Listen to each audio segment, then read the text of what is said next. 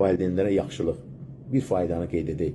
Baxın, deyir ki, alimlərdən birisi Mücahid ibn Cəbir deyir ki, bir övlad atasının vurduğu əli geri qaytarmamalıdır. Deyib ki, atam mənə vurursa, əlini geri qaytarmağı belə nədən görüblər? Valideynin üzünə ağ olmaqdan görüblər.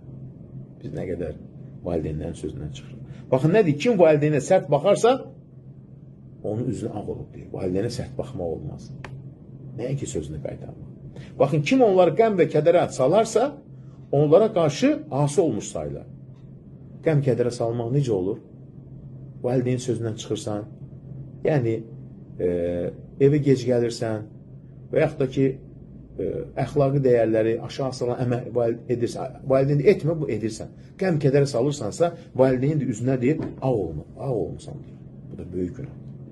Baxın, nə deyir? Valideynlərə itaət, hörmət İslamın əsas prinsiplərindəndir. Övladın valideynlərin xoşuna gəlməyən bir hərəkət etməsi onların haqqına girmək deməkdir. Onlara qəm kədərə salmaq İslamda böyük günahlardandır.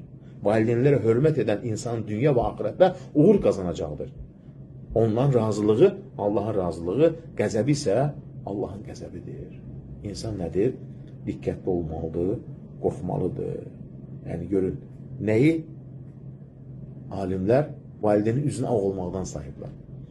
Valideynin sözünü, yəni kədərə salacaq bir şey edirsənsə, valideynin üzünə nədir? Ağ olmusan deyir.